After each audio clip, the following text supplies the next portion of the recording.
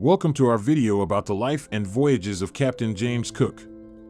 Cook was a British explorer and navigator who is best known for his 3 voyages to the Pacific Ocean in the 18th century.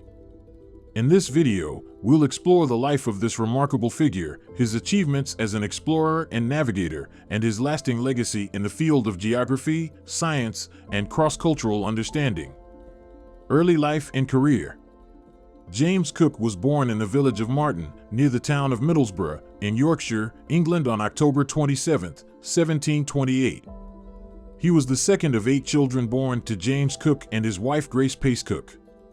Cook's father was a Scottish farm laborer who had moved to England, and his mother was a local girl from Yorkshire. As a young man, Cook was apprenticed to a local merchant in the town of Staithes, where he worked in a shop that sold provisions to sailors. However, he soon realized that he was more interested in the sea than in the business of the shop. Cook left his apprenticeship and traveled to the port city of Whitby, where he joined the merchant navy. In 1755, Cook joined the Royal Navy, which was then engaged in a series of wars with France and Spain. He was assigned to the HMS Eagle, a 60-gun ship of the line, and served as a seaman during the 7 Years' War. Cook quickly distinguished himself as a skilled navigator and surveyor, and was promoted to the rank of master's mate in 1757. Over the next several years, Cook served on a number of ships in the Royal Navy, including the Pembroke, the Northumberland, and the Grenville. He also served as a surveyor in Canada and the Caribbean, where he made detailed charts and maps of the coastlines and harbors. Cook's skills as a navigator and surveyor would later prove invaluable in his exploration of the Pacific Ocean. Exploration of the Pacific. In 1768, James Cook was appointed by the Royal Society to lead an expedition to the Pacific Ocean to observe the transit of Venus, a rare astronomical event that occurs when the planet Venus passes in front of the Sun. The expedition was also tasked with finding the legendary southern continent that was believed to exist in the southern hemisphere. Cook's ship, the Endeavour, set sail from Plymouth, England, on August 26, 1768. The ship was a small, sturdy vessel that had been designed to carry coal, and it was refitted for the expedition with scientific instruments and provisions for a 2-year voyage. After stopping in Brazil and rounding Cape Horn, the Endeavour arrived in Tahiti in April 1769. The crew set up a temporary observatory on the island to observe the transit of Venus in June. Cook also took the opportunity to study the flora and fauna of the island, and he developed a good relationship with the local people. After leaving Tahiti, Cook sailed south and charted the coast of New Zealand, making the first recorded European contact with the Maori people. He then sailed on to the east coast of Australia, where he claimed the land for Britain and named it New South Wales. Cook made several landings on the coast, and he and his crew made contact with the indigenous peoples, whom they called Aborigines. Cook recorded detailed observations of the flora, fauna, and geology of the area.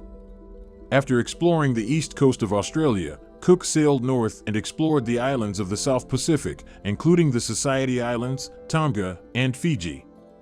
He made detailed charts and maps of the islands, and he recorded his observations of the people, culture, and natural environment. The Endeavour returned to England in July 1771, after a voyage of almost 3 years. Cook's expedition had made a significant contribution to the study of geography and the natural world, and it had also opened up new opportunities for trade and colonization in the Pacific region. Later voyages. After the success of his first voyage to the Pacific, James Cook was appointed to lead 2 more expeditions in the following years. In 1772, Cook led an expedition to explore the Antarctic region. He sailed south from New Zealand and reached the Antarctic Circle, but was forced to turn back due to harsh weather conditions and the danger of icebergs. Despite not reaching the South Pole, Cook's expedition made valuable contributions to the mapping of the Southern Ocean and the study of Antarctic wildlife. In 1776, Cook embarked on his final voyage, with the goal of finding a northern passage from the Pacific to the Atlantic. He commanded the HMS Resolution, while his colleague Charles Clerke commanded the HMS Discovery. The expedition sailed from England and made its way to the west coast of North America. Cook explored the coast of Alaska and Canada, making detailed charts and observations of the region. He also searched for a passage through the Arctic, hoping to find a shorter route to Asia. After passing through the Bering Strait, Cook and his crew sailed into the Arctic Ocean, but were soon confronted with the harsh realities of the polar environment.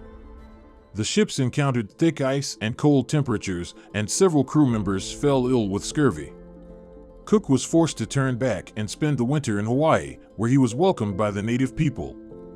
During his stay in Hawaii, tensions between the natives and the crew of the HMS Resolution began to escalate. Cook was killed in a violent confrontation with the Hawaiians in February 1779. His death was a tragic end to a distinguished career of exploration and discovery, and it marked the end of an era of exploration in the Pacific. Legacy.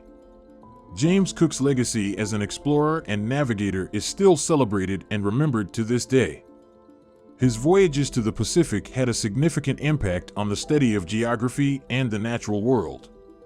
Cook was known for his meticulous mapping and charting of the Pacific region, and his charts were used by sailors for many years to come.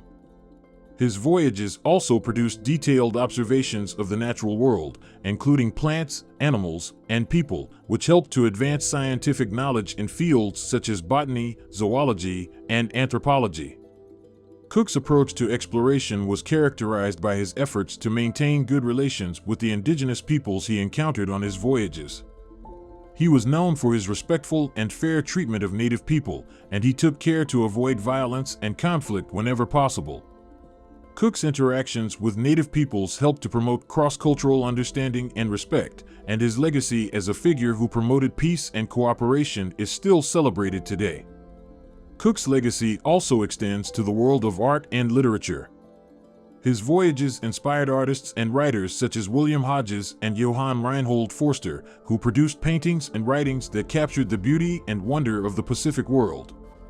Cook's exploits also captured the public imagination, and he became a popular figure in the literature and art of his time.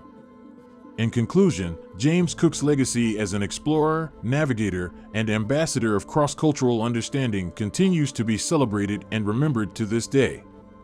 His voyages to the Pacific produced detailed maps and observations that helped to advance scientific knowledge, and his approach to exploration and relations with native peoples helped to promote peace and cooperation. Cook's legacy as a figure who embodied the spirit of exploration and discovery remains an inspiration to people around the world.